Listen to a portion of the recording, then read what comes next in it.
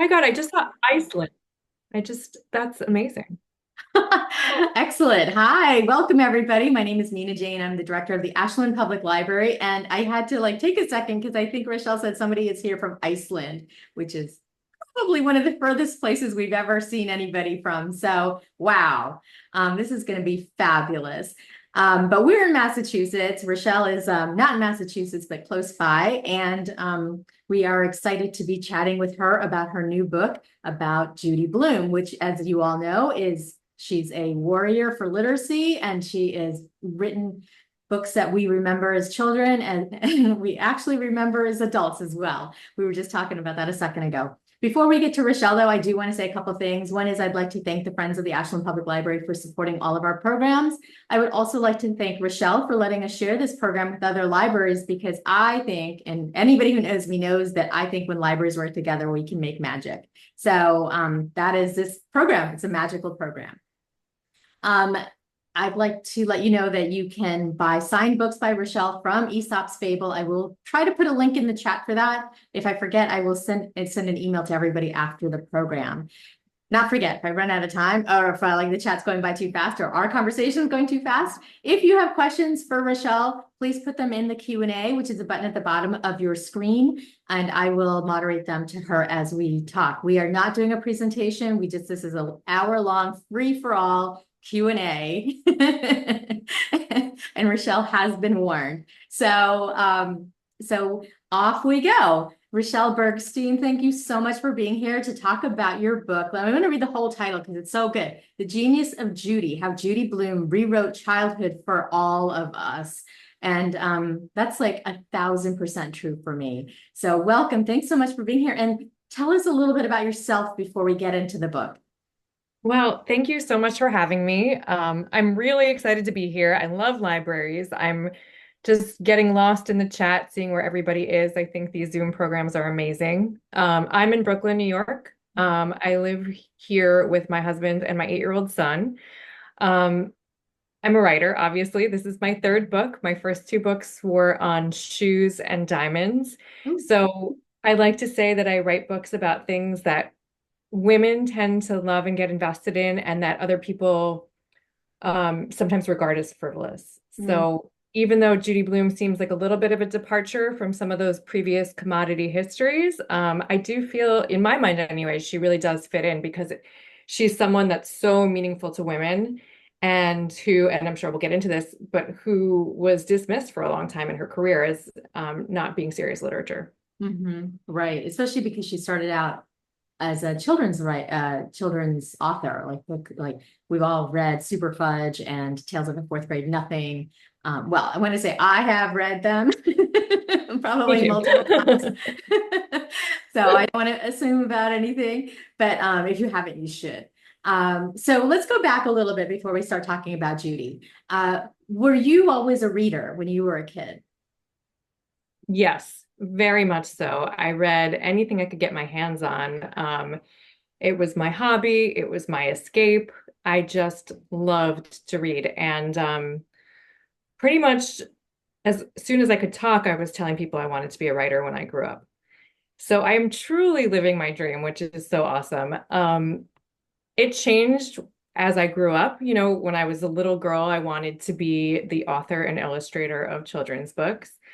Um, that is not what I became. You know, I wanted to be a fiction writer when I was a teenager, and I ultimately discovered that I really love writing nonfiction. So that's kind of where my career landed. Mm-hmm. And so when did you what was your journey to being published? Did you take were you a creative writing major in college and then start writing, and or did you get an agent like when you were 12? What happened? I did not get an agent when I was 12. I was an English literature major in college. I was not a creative writing major. I took some creative writing classes, but I was like really into literary theory. I wrote my senior thesis on Lolita by Nabokov. Mhm. Um, I was really excited about getting like a serious, diversified English lit education. Um, After college, I moved to New York City. I started waitressing for money and also because it seemed like a great job to have if you wanted to be a writer. I thought romantically I would cocktail waitress at night and write by day. That's not how it went. I was up all night and then I would sleep all day and do my laundry. And that year I spent cocktail waitressing really didn't advance my career in any way. But what did advance my career was that I got a job at a literary agency as a bottom rung assistant. I mean, I was filing, I was answering phones, I was reading the slush pile. Um, but I learned a ton about the industry that I wanted to work in. And I think that that was really formative for me. I also was kind of investigating the idea of working in book publishing instead of being a writer. Mm. When you tell people you want to be a writer, everybody says, good luck to you. It's a tough journey. I hope you like eating canned beans. I remember once, I actually have never told this story publicly, but once I answered the phone at the literary agency where I worked, where we had a very prestigious client list. And I picked up the phone to a very frustrated writer who had a pretty high profile career. He wrote for the New Yorker and he was really angry about something. I can't remember what, but he said to me, unprompted, if you want to be a writer, don't do it. Because he was so angry and frustrated with his career. Needless to say, I didn't listen. I ended up really connecting with an agent at the literary agency where I worked. And he ultimately became my agent and he still represents me. We've worked together for 20 years. So I got lucky in that regard. I found my agent very fast. Mm-hmm. And Pat asks, and I have the same question, why do you love writing nonfiction? And I want to add to that a little bit because nonfiction seems like it's an even tougher book genre to get into for women than any other genre. So why nonfiction? I love the research. Going into a library archive, spending hours reading old things really excites me. Mhm. I see it as a treasure hunt. I see it as a puzzle, and research and reporting just speak to me. I find it extremely satisfying. I also, some writers will say they have blank page anxiety. I do not have that. I love sitting down to a blank page, but um, I like constraints, it turns out. Fiction is so open-ended, what world are you going to create? What characters are you going to create? You're just endless possibilities, and that's kind of overwhelming. Mhm. Um, so nonfiction, it has walls, You're creating a map, but you have to work within a certain framework, and I really enjoy it. Mhm. That's a great answer because I think that it can be intimidating to a lot of people, not just women, but like anybody, because not just because of the research, but because readers are, I don't want to say terrible, but we're very particular. And, when you get something wrong, we are not super forgiving. Have you encountered that? Thankfully, no, no. I mean, I haven't had an experience where someone's really called me out for getting something wrong. Like I've had, when books go through multiple printings, if anybody writes and says, this needs a little correction or whatever, you can fix it. But Mhm. I've never had something so outrageously wrong in one of my books that I've had to deal with that. Like, knock on wood, that seems like a nightmare. Yeah, yeah, it can be. And I'm just talking for myself. I know the readers here are not as bad as I am, but I'm always like, what? If it pulls you out of the story, I guess. But I've actually never ever called up or talked, emailed an author to complain to them about their books because I figure if you've written a book, you've done something magical to me that I could never do. I mean, I think if an author got something like really egregiously wrong, they'd want to know. But hopefully you find that out in the copy edit stage. Hopefully. Great copy editors are really a wonderful asset to books. I completely agree. And we could talk about publishing in a little bit if we have time, but I'm very curious about some aspects of publishing right now. But let's get into the Judy Blume book because I also hope we have a little time for your other books because I like the way you describe them. But Why Judy? What was appealing or what drew you to Judy Blume's story? I grew up loving Judy Blume. I mean, like so many young girls and women, I'm an exennial. I'm on the cusp. So, I mean, women my age, a lot of women my age really, really love Judy Blume. There's a selfish aspect to writing, what or who do I want to spend a few years with? And Judy seemed really appealing. Um, so I started playing around with the idea, and then I reread Are You There, God? It's Me, Margaret, and it kind of blew me away because I hadn't read it since I was a little girl, and I couldn't believe how, for lack of a better word, contemporary and still relevant it felt. Yes, there are a few like 70s era details that stand out, but overall, in terms of the feelings of being an adolescent girl, I felt like it just stood up in a way that so many books don't. And Mhm. considering how old it is, that book was published in 1970. So I was really impressed with that. And it really encouraged me to continue on with this topic. Um, I also, although we've read so many appreciations of Judy Blume, I hadn't read anything that was able to give context to why she's still so beloved when so many authors from her era, like Betty Miles, like Norma Klein, um, aren't writers that we're really talking about anymore. Like, what is it about Judy that has made such an impression on generations of women? Mhm. So that was something that animated this project. Is there an answer to that question? Mhm. Wow. Okay. Somebody in the chat did ask, what's the ideal age to read Judy? And we were talking about this a little bit before, is that she writes, Tales of a Fourth Grade Nothing, but then she also writes wifey. So like she's got this huge range. So, but what is, when talking about, she actually even writes picture books. So, what would you say is an ideal or a good age to start with Judy? My son is 8, almost 9, and when I was writing this book, we read some of the Fudge books together. So that was extremely fun. I'll just put that out there. But I think 7 was a great age for those books. Mhm. He could see himself in both Fudge, who's a wild toddler, and Peter, who is an aggrieved older brother. Mhm. And so I think for Judy's books that are geared towards younger kids, 7 is a great age to read them together. It was very fun. For some of her more iconic books, like Margaret, I don't know, I would say 10 or 11 would be a great age to read those books. Mhm. But yeah, I mean, you can start them young, I think.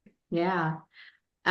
It's interesting because I just was looking at the order of Judy's books, and Margaret and Deanie are both on her YA and adult list because they have such topics. And I want to go back to what you said about reading Are You There, Margaret, and being kind of blown away with it. Is it because you'd read it before and maybe found new things to appreciate from it as somebody older than when you first read it? Yeah, I think that's certainly true. I mean, I remember reading it as a young person and being skeptical as I went into it, thinking, are you there, God? I mean, I don't know if this is really something that it sounded so serious, right? And the first line of the book is Margaret praying. I wasn't religious. I thought, I don't know if this is going to be for me, but it totally sucked me in. Going back as an adult, what stood out to me was the religious conversation that's happening in the book. Um, that was something that I noticed as a kid, and coming from a dual faith household, it really spoke to me. But the way we talk about Margaret is mostly as Judy Blume's menstruation book, right? Mhm. I think that's where it's been positioned in our cultural memory as a book about periods. And it is very much a book about periods and stuffing bras and whatever, but it's also a book about a young girl, an adolescent girl or pre-adolescent girl, figuring out her relationship to God and religion. And that is very mature. Um, so I think that impressed me that Judy Blume was putting that kind of um, level of thinking into the mouth of a pre-adolescent character and trusting her readers to get it. Mhm. So when you started writing about Judy, let's go to this question, which asks, how long did it take you to write the book, including the research? Mm. Well, let's see. I started the research when I wrote the book proposal, probably about 2.5 years total. Oh, okay. Yeah. That is doesn't seem that long for such an intense book. Oh, thanks. I really dove into it. And my editor wanted it rather quickly. You Okay. know, when I pitched this book, Judy Blume was on the upswing in terms of our cultural imagination. And we both thought that she would continue to rise, which she then did. Mhm. Her documentary came out, the Are You There, God movie came out. So yeah, she wanted it pretty quickly. So I put my head down and I worked. You have to, and you have to get, you have a deadline. So, I want to ask if you feel like Judy, you said she had sort of a resurgence in the last few years, which is absolutely true. Um, did she go through these kind of things before though? Because you said that she hasn't had an impact on women, especially throughout her lifetime of writing. So through the 70s, 80s, 90s, was she having any pushback to her books at that time? It's so fascinating because Judy wrote what would become her most controversial books in the 1970s and early 1980s. But she wrote, she published Are You There, God, It's Me, Margaret in 1970. She published Deanie in 1973. She published Forever in 1975. And these books, while maybe a reviewer would remark on the content or say something snarky, she wasn't getting the kind of cultural pushback that she started to get in the 80s. At the end of the 70s, a conservative movement really started brewing in this country. Jerry Falwell started the Moral Majority. Phyllis Schlafly started the Eagle Forum. And it reached an apex when Ronald Reagan was elected in 1981. Mhm. So it was around that time in the early 80s that Judy started experiencing censorship and started experiencing her book being rejected from school libraries. She was on the end of letter writing campaigns to her publisher, with right-leaning people telling her publisher that they shouldn't be publishing her because she was writing inappropriate things for children. Phyllis Schlafly circulated a pamphlet called How to Rid Your Schools and Libraries of Judy Blume Books. So she really became a target in the Mhm. 80s. She got through it and that died down, as the culture shifts, things ebb and flow. But now we're seeing, and I'm sure we'll talk about this, but we're seeing a real resurgence of those book challenges now. Yeah, I mean, we could definitely talk about it, but I want to go back to, I think we just jumped right into this to my questions. And Susan is pulling us back and saying, can you please give us some details regarding the format and content of your book? What is it actually about? Oh, sure. Okay. So my book is, I consider it part biography, part cultural history. So it's the story of Judy Blume as a very young housewife and mom who discovers writing and then goes on to write some incredibly influential and iconic books, including Are You There, God, It's Me, Margaret, the Fudge series, It's Not the End of the World, Then Again, Maybe I Won't, Forever. I could go on and on. Um, so it's partly Judy Blume's story, but it's also the story of those books and the impact that they had on the culture, the way that they reflected the culture from which they came, and the way that they changed it. Mhm. So the scope of the book, it starts in the late 1960s and it ends in the late 1980s. Oh, okay. So it doesn't actually come up to current day. Mm-mm. Okay. Um, I have to laugh at this question because we were talking about it a little bit earlier. Lisa asks, what was Judy Blume's reaction when you told her you were doing this book? I'm assuming that you had contact with her. I did have contact with her. She did not participate. So, I can't really speak to that. You'd have to ask her what she was thinking when she declined, but I did spend a lot of time in her archives at Yale, which are wonderful. Mhm. The archives were actually closed because of the pandemic, And the minute that they reopened, I said to my husband, like, I have to get in the car and go to New Haven. I have to go see these archives because we didn't know what was happening with the pandemic and if things were to close again. So I was able to spend a lot of time there. And I read, countless interviews that she's done over the years, watched interviews. So I feel like I've spent time with her. Mhm. Yeah, we had talked about the fact that you hadn't met her, or haven't met her, and then we were plotting how to how to do so. Yes. We'll have to get her to one of your book signings or something like that. That would be really fun. Um, I'm going to go to this sort of comment in the chat that Amy says that Blubber was very fun to watch, but painful. And I want to talk a little bit about how Judy did that. Like from your perspective on writing this book, how did you see her being able to straddle that, like making it kind of fun, but also talking about these incredible, difficult issues in a way that children especially could, um, uh, they found it relatable?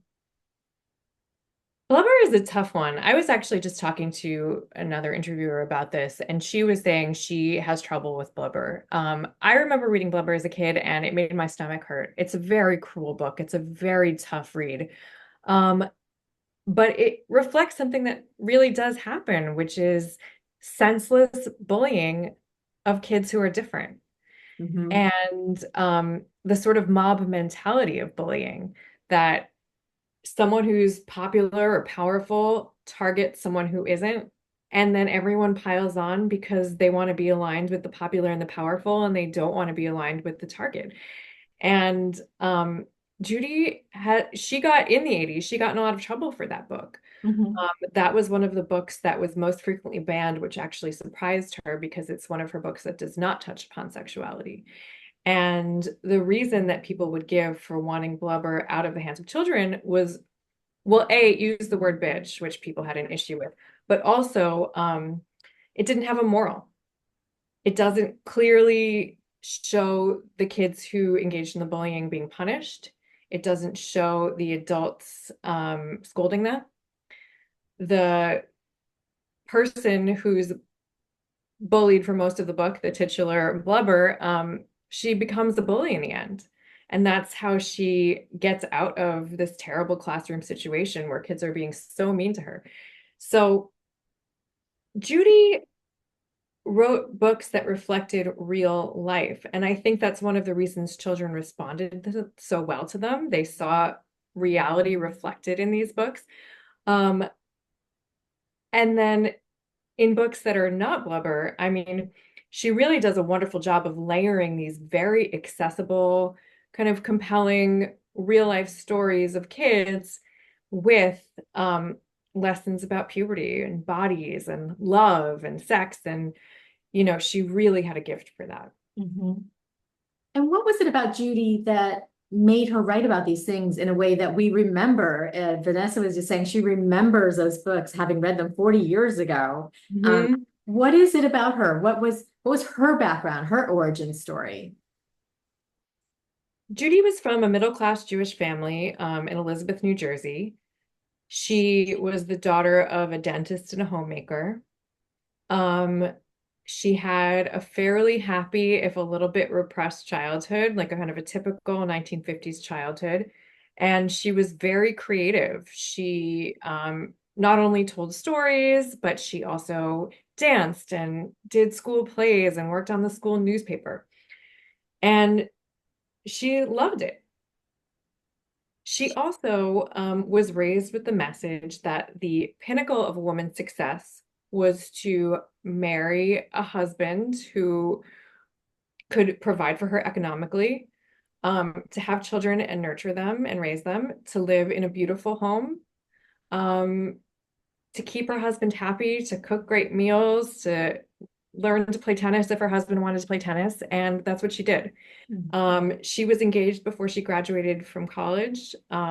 She had her first daughter right after she graduated. And she, according to the standards of the day, she was set, that was her life and she had done it. Mhm. But she was really unhappy. And that unhappiness started coming out in different ways. One of them for her was that she was sick all the time.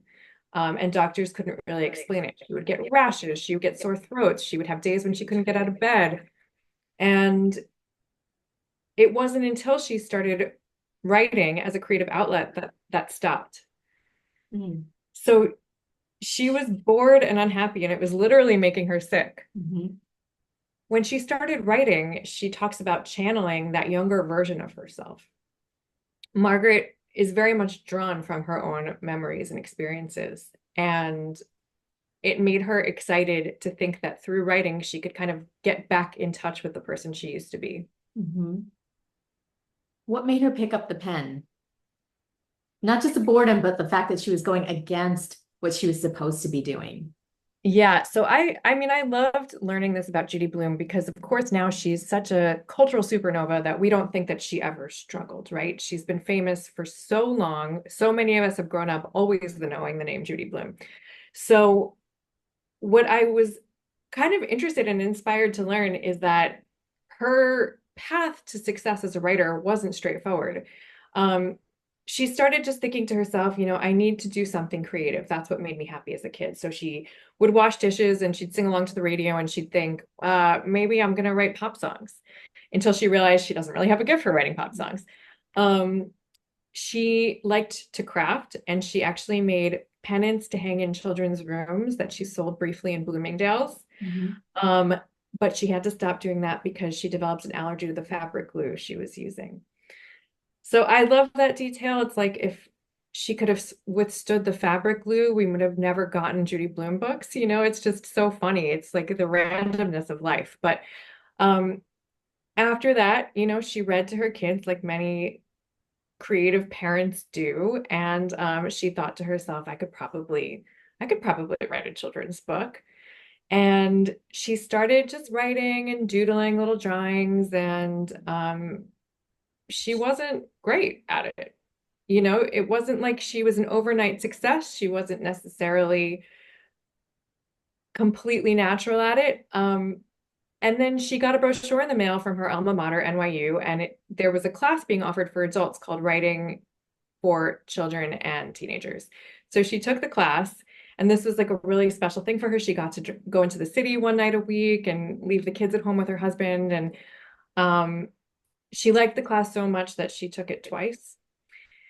And she made a connection with her teacher in that class who helped her kind of identify what her strengths were as a writer. So she started writing picture books, writing short stories, writing fantasy, writing books in first person, writing in third person. And that teacher encouraged her to stick with realistic fiction. She said, I think that's really where you have a knack for this.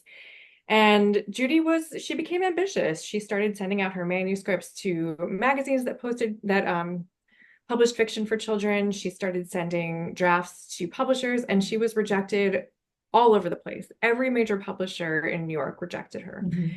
until they didn't. And she published the one in the middle is The Green Kangaroo. And she was able to get some momentum under her and keep going. Mm-hmm. Can I just go back to one point that you had said, that she was able to go to the class once a week and or leave the kids with her husband. So was her husband supportive of this? I hate to ask this question, but was her husband supportive of her ambition to do this? It sounds like he was sort of supportive. She said later that he would make jokes that, oh, just give Judy, a pencil and some paper and she's happy. It seems that he was happy to support her as long as it didn't really interfere with her wifely duties.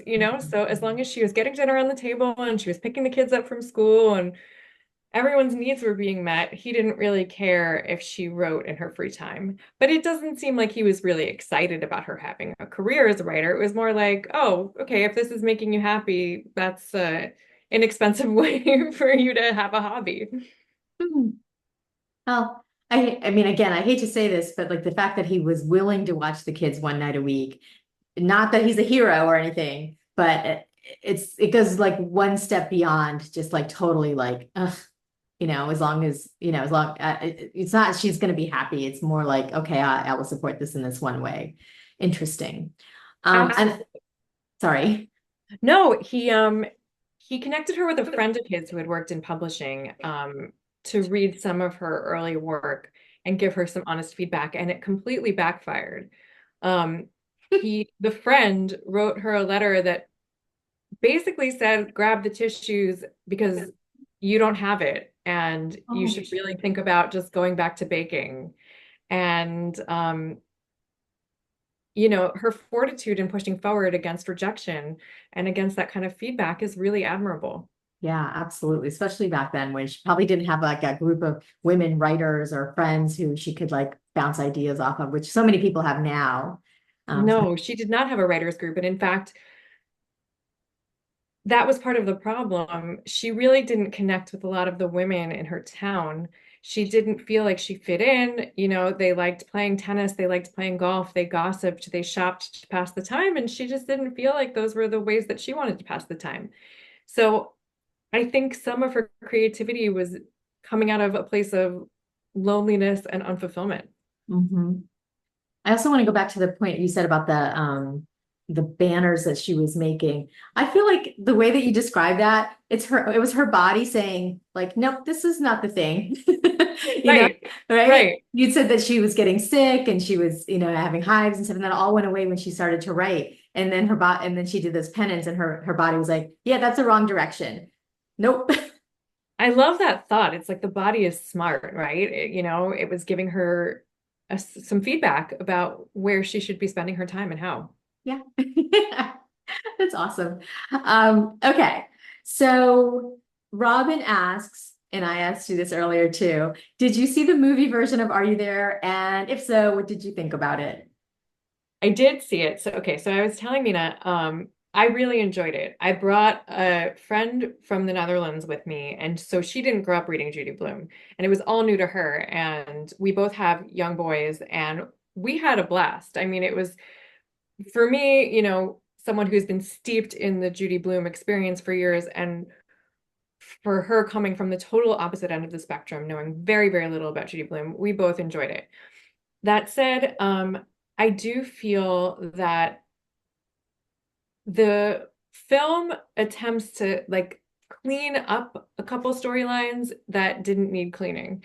Um, to me, one of the most profound moments in Are You There, God? It's Me, Margaret, the book, is when 11-year-old Margaret lashes out, again, the bullying, she lashes out at a girl in her class named Laura Danker.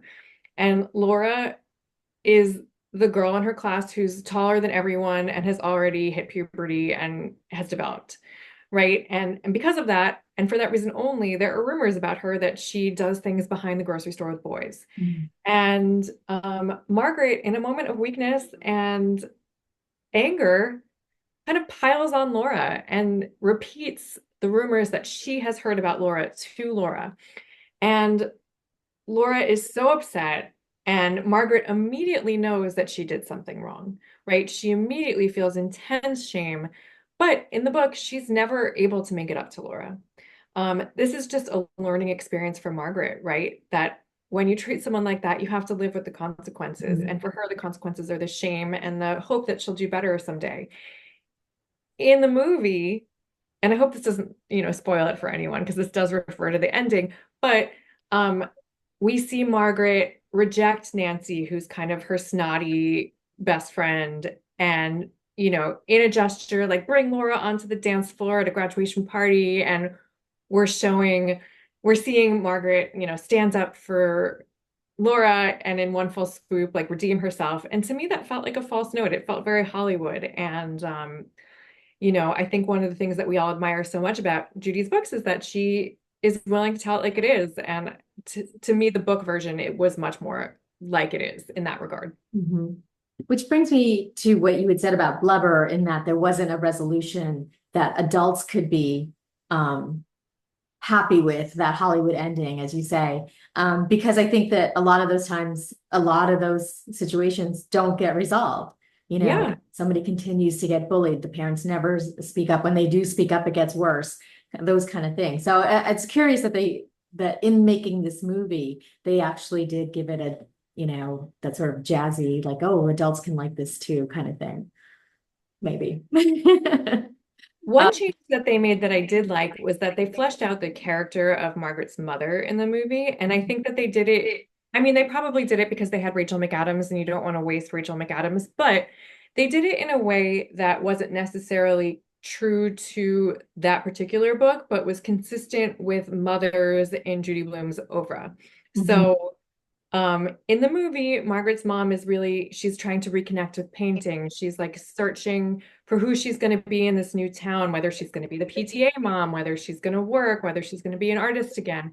And while that's not true of the book version of Are You There, God? We do see mothers in Judy Blume's books often asking themselves those questions. Mhm.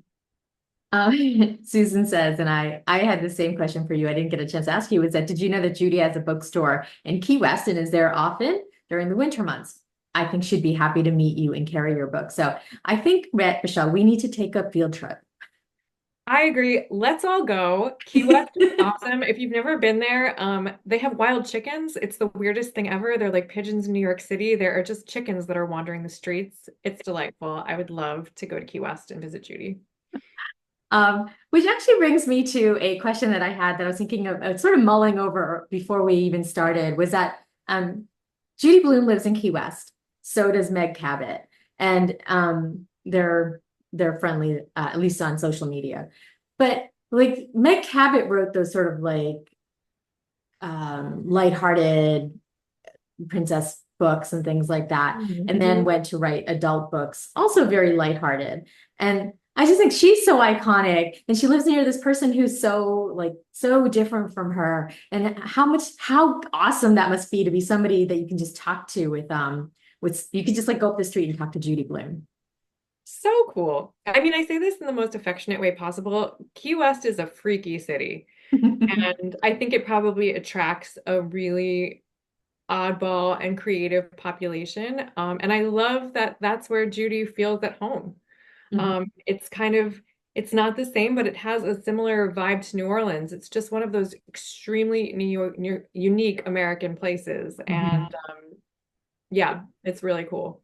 All right, so I'll pick a date. We'll just all go down there and say hello and make sure that she's carrying your book. Book club pilgrimage. Yes, that would be awesome. Yes. Um, so Pat has a writing type question. Do you write narrative nonfiction or in a more encyclopedic style? Hmm. I mean, I want to think it's narrative. Um, that sounds way more fun. I try to write narrative nonfiction, and like I said, I've written books about objects. This is a book about books. So one of my challenges as a writer has been how to inflect storytelling and interest into immovable things. Mhm. Right. So a lot of my work is about finding the characters that make these stories interesting, or pulling out the anecdotes or details that really shine. So I definitely try to write narratively. I try to do a balance of pulling back the lens and giving context and then zooming in on specific things and moments that are fascinating. Yeah. Um, Full disclosure, I didn't quite get to finish the book, but I did find it very, very readable. You know, I Thank just really thought you brought Judy to life. And you. so I would go with narrative nonfiction. So let's go back to Judy a little bit. What was the most surprising thing you learned in your research about her? Hmm. Well, like I said, that she wasn't an overnight success was really interesting to me. One of my favorite anecdotes from this book is it takes place around the ending of her second marriage. So Judy Blume has been married 3 times. Mm. And the first marriage was to the father of her children. The second marriage was to a man she met on an airplane, and she had later said she really rushed into it. They didn't really know each other. You know, she was out of her depth dating in the 1970s with 2 kids and ended up marrying the wrong person. And then her third marriage is to George Cooper, who she remains married to and seems like is her intended life partner, her soulmate. Um, but around the end of her second marriage, she had published starring Sally J. Friedman as herself, which I've spoken to many Judy Blume lovers, is actually a favorite of many of her readers. You know, people really love that book, but the reviewers didn't. It got almost universally panned. It's a little different from some of her other books, and the reviewers were really unhappy with it, which hurt Judy's feelings a lot. It seems like she was in, a vulnerable place in her life, first of all, with her marriage ending. And second, Sally J. Friedman is one of her most autobiographical novels.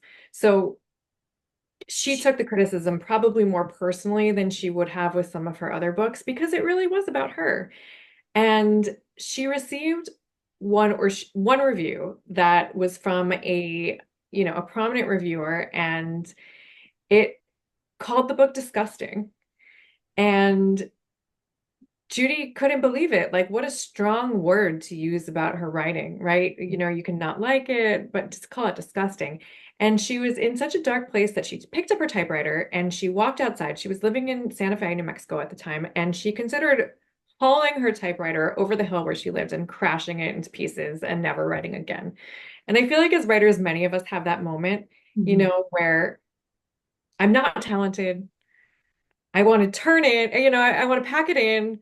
I'm gonna go get a regular job. It's not worth it. And Judy was there. And I found that so relatable and so incredible for an icon like Judy Blume that she had that moment too. Um, she didn't smash her typewriter, thank goodness.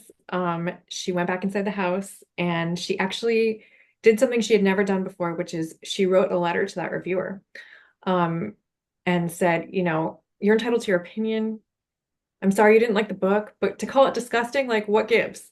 And the reviewer wrote her back and she said, look, I stand by what I said. I didn't like the book. I'm a big fan of yours. I read it twice because I was surprised by my reaction to it, and I just don't love it. But the reason I called it disgusting is because you have a scene in which the family orders Chinese food and they find a cockroach in the chow mein. Mm. And so it was like this one little detail that probably kids find funny, that almost ended Judy Blume's career. Right? So, I mean, points to her for actually asking what the problem was.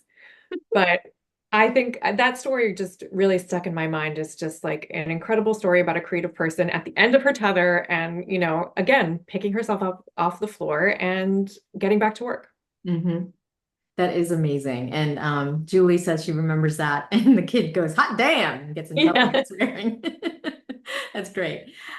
Julie also has a question. It's a strange one, she says, but Margaret gets hair and her period all in a matter of months. I don't think this happens. Is that an oversight on Bloom's part, or is it a case of artistic license? Hmm. I don't know if there's reference to body hair in Are You There, God? It's Me, Margaret. Um, and I don't think that she actually does really develop breasts. The book is a lot about how she wants to.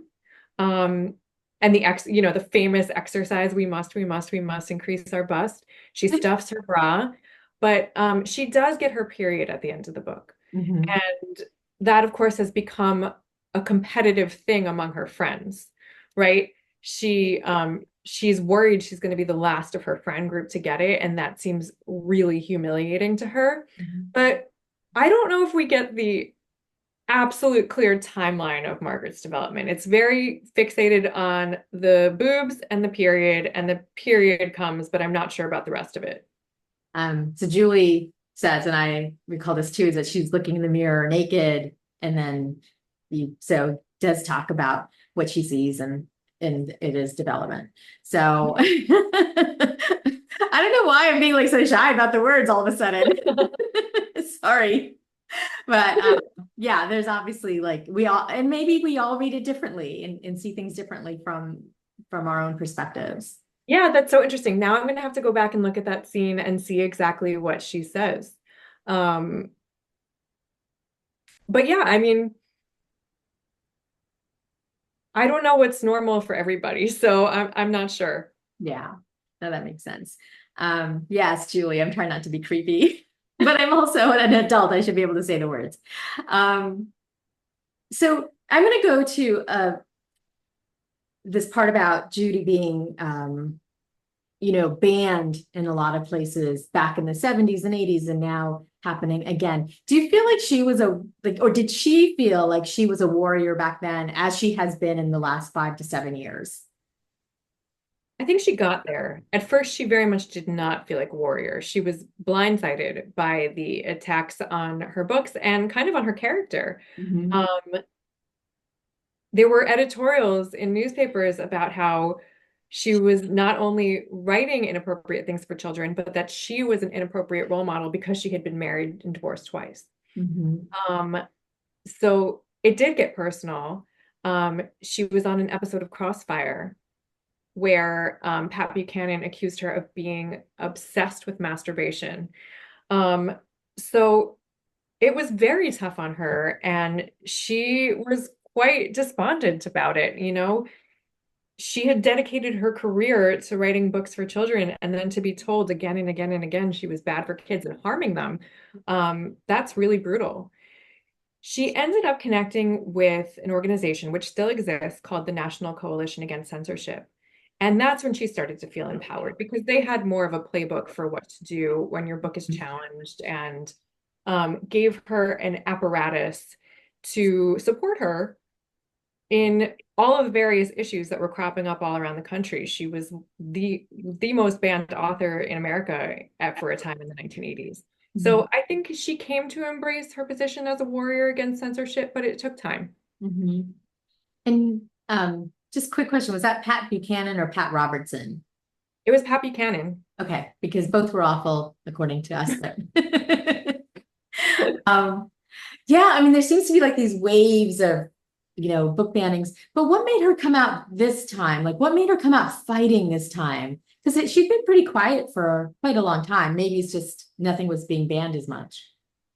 Um, I do think that she has embraced her status as an anti-censorship pioneer. She was also doing a lot of press around her documentary, and I think it was natural for people and reporters to be asking her about the waves of book bans that are now spreading across the country. Mhm. So I think there was, some good timing there. But Judy, having been through it, is someone that we all look to for guidance because now book bans are scarier than ever. In the 1980s, the challenges against books were largely led by grassroots movements, the Moral Majority again, the Eagle Forum, right-leaning school boards. Now we have all of that. We have groups like Moms for Liberty, but we also have politicians getting involved and trying to create laws that make it more and more difficult for kids to access books about sexuality, books about LGBTQ issues, books about the Black American experience are all being challenged right now. And we're seeing Can I laws. just interrupt? Yeah, Did you go hear ahead. recently that they tried to ban Pride and Prejudice because they thought it was a book about pride? Oh my God. Just had to, I was like, all right, that's it. That's a clip. That's a shark, whatever. Yeah, I mean, Escambia County in Florida, I hope I'm pronouncing that right, but they banned the dictionary. I mean, Mhm. that was the headline for a week because it's so bizarre, where I mean, I suspect areas like that are using AI and searching for any book with the word sex in it, and the dictionary comes up. So take away the dictionary. It's gotten to a fever pitch that's really insane from where I'm sitting and terrifying. I mean, we're talking about jailing school teachers, librarians. Who would have thought that librarians would be at the forefront of the culture wars like this? It's a really challenging time. Mhm. When do you think that Judy realized that she could have her voice could have such an impact on these issues? Um, I think when she became something of a poster child for book banning.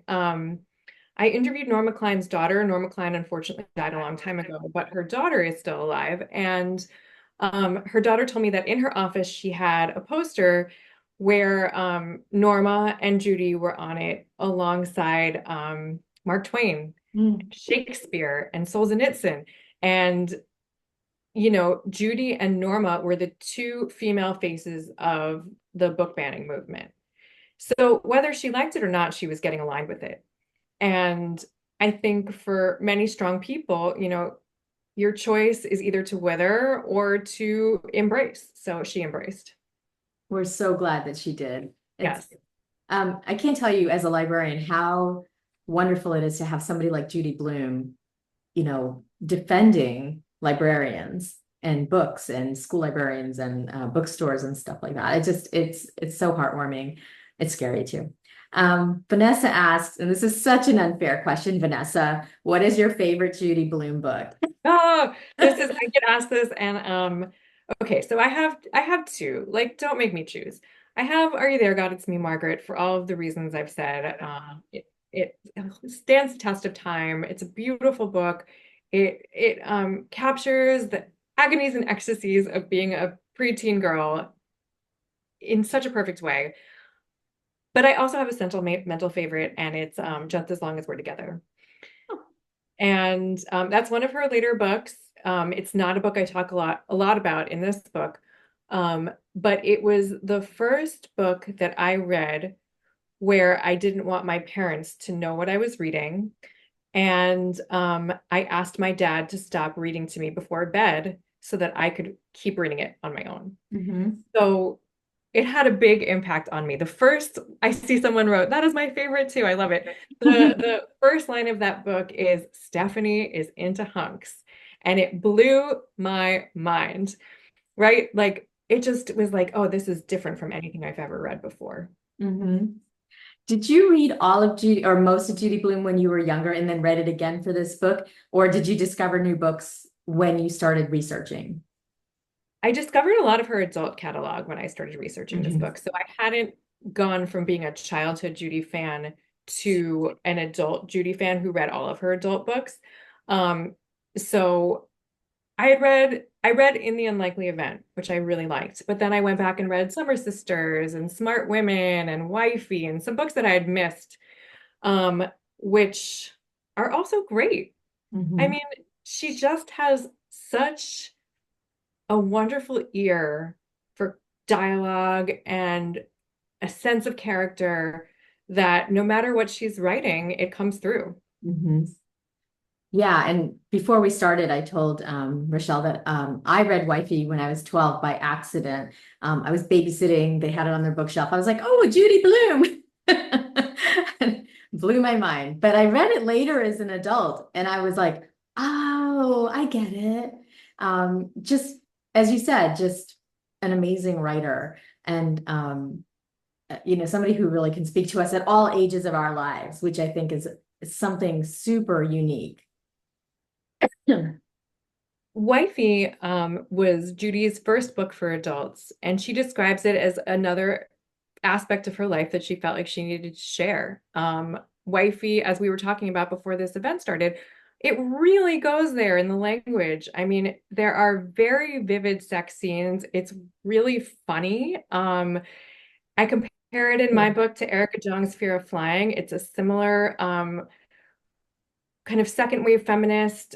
A housewife busts out of her shell and goes on a sexual journey trying to find herself. And I still think Wifey is worth picking up. I think it's very entertaining. If you've only read Judy's children's books, you're going to be like, oh my God, Judy, because some of the language she uses is wild. But yeah, I think her adult books are equally fun. Yeah, well, I couldn't wait to go back to babysitting because I couldn't read it all in one night. Good times. Um, so were there any of Judy's books that you thought didn't you didn't like as much? Not to say like they weren't good books, but that you just thought weren't as impactful as we've been talking about. Her first book, Iggy's House, her publisher would later say that it wasn't up to the standard of what Judy would become as a writer. And I agree with that. It's a first-time writer's book. You can tell that it has flaws, but Judy's bravery comes through as well. Mhm. That's a book about racism in small town New Jersey, and it was published in 1970. I mean, Judy doesn't shy away from redlining, blockbusting, a white child reacting to her parents not standing up against racism and that really like breaking the spell of their perfection for her. So the the bones were there, but her gift, it matured in her next books. So yeah, I would say Iggy House is not my favorite. Um, some of her books from that era, like I know some people really love Freckle Juice. That's not my favorite. But overall, for a person who's written so many books, so many of them are still so great. Mm-hmm. Right. Like not everyone can be everybody's cup of tea, right? Right. Um, Larry says, my wife says I was a public librarian, but I stay out of culture wars. Unfortunately, we are all being pulled into them regardless of what we want. And I appreciate somebody who can stay out of it because it's so difficult. So I know that your book, Judy, just came out recently, but Lisa and I both want to know what you're working on now or Ooh, next. I so there's a lot about second wave feminism in this book, and I am interested, and I'm not totally sure what angle I'm going to take yet. But I'm in the very nascent stages. I'm interested in following that thread, you know, kind of picking up where this book leaves off, not with Judy per se, but with the feminist movement. So, you know, in the late 1980s and the early 1990s, a new set of feminist thinkers debuted. And I'm reading a lot of that work right now. It's really fascinating to me. Wow. Ellen asks, what do you think about the inclusion of a Black child in Margaret's close friend group in Are You There, God? I thought it was anachronistic, having grown up in that area a little before that era. Did you think it was as well? Hmm. You know, I looked through Judy's yearbook, and there were both Black and white students in her high school. So as far as areas of the world go, I think Elizabeth, New Jersey was pretty diverse. And I don't know. I mean, it's tough for me to answer that question because I was not a child in 1970 making friends. Yeah. So I can say, yes, maybe that was a Hollywood flourish because right now we want to see more types of people on screen, and I think that's a good thing. Um, so I'm not sure how to answer that. Mhm. And just with a couple more minutes, do you think anybody is writing like Judy now, not in terms of actual work, but like as impactful for children? I don't know if anyone is as prolific as Judy. I think there are some incredible, not necessarily children's books, but young adult books out there that are making a lot of impact. Like I've read Genderqueer, which I think is a beautiful book. Flamer blew my mind. Mhm. Really gorgeous book. I mean, it's gotten a lot of backlash, but if you just sit down and read it, it is truly a beautiful book. Mhm. All Boys Aren't Blue, same thing. So I think a lot of writers are kind of picking up where Judy left off in that they're pushing boundaries and telling untold stories for young people. But I don't know if we've seen anyone with the impact of Judy Blume emerge yet. Mhm. Well, we'll be keeping a lookout because I just don't know how anybody can equal that. Not just being prolific, but being hitting so many aspects of the lives of children in different books. Absolutely. Absolutely. Well, we're out of time, and this has been fantastic as I expected it to be. Rachelle, thank you so much for spending your time with us. And thank you for bringing this book out, which, as I said, for people who love to read, librarians, booksellers, it brings to light something that we're all struggling with that has been happening for so long, and yet there's still people fighting it. And so I really appreciate what you've done here. Thank you so much. And thank you for having me. This was really a lovely conversation, and I really enjoyed it. Great. Okay. Well, I hope you have a wonderful day. We'll look forward to your next book and enjoy this current one. And we never got to talk about your shoes and what was it? Shoes and Diamonds Shoot the books. diamonds, yes. We'll have to look for those because I'm sure that they're just as fascinating as this one. So I hope you have a wonderful night. For everybody who's here, thank you so much for joining us tonight for this special conversation. And I hope you read Judy, and I hope you love it as much as I am. So I thank you all. Thank you, Mina. Have a good night, everyone.